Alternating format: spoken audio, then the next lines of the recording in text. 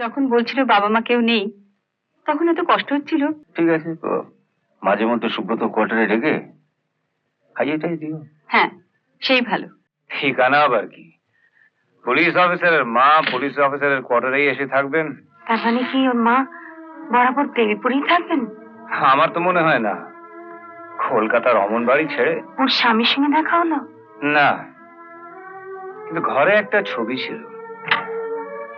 পোশাক আশাক দেখে মনে হলো উকিল কিংবা ব্যারিস্টার হবে।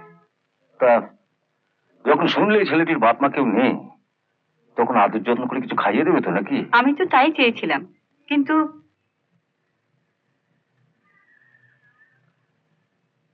একটু দেখে শুনে রাস্তা পার হবে তো। ও তোমার প্রাণ বাঁচিয়েছে। ভগবান যদি সুযোগ দেন তো আমি ওর জন্য কিছু। ছেলেটিকে বড় দেখতে ইচ্ছে করছে। হ্যাঁ, বাই দ্য ওয়ে, ও কি করে টরে কিছু বলেছে? না, কথা বলার আর সময় পেলাম কই, এসেই তো চলে গেল। আহ, বেচারা। যখন বলছিল বাবা মা কেউ নেই তখন এত কষ্ট হচ্ছিল। তো বলছিল দেবীপুরেই থাকে। হ্যাঁ, ঠিক আছে, তো মাঝে মধ্যে সুব্রত কোয়ার্টারে রেখে খাইয়েটাই দিও। হ্যাঁ, সেই ভালো। আচ্ছা, সুব্রতকে দেখছি না, ও কোথায় গেছে? পুলিশ কমিশনার মিস্টার চ্যাটার্জির মেয়ের আজ জন্মদিন, ওকে বিশেষভাবে যেতে বলেছে, ওখানেই গেছে।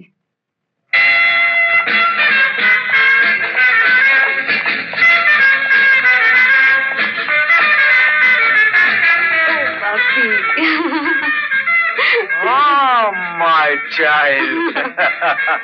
Very happy returns, my child. Many happy returns. Subrat, let's go and see him.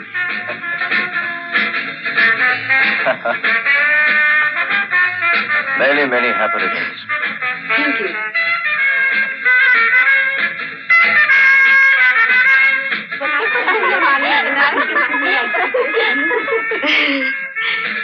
ইনি হচ্ছেন সে পুলিশ অফিসার যিনি আমাকে অ্যারেস্ট করেছিলেন। ওকে কি আপনি একদিনের জন্য অ্যারেস্ট করেছিলেন নাকি বরাবরের জন্য? এমিলি, তুই তো বলেছিলি উনি এলে গান শোনাবি, তার কি হলো? মা, কখন এই লেডিস এন্ড জেন্টলম্যান, এবার আপনাদের সামনে একটা গান গেয়ে শোনাবে মিলি। তুমিও চলো, চলো না।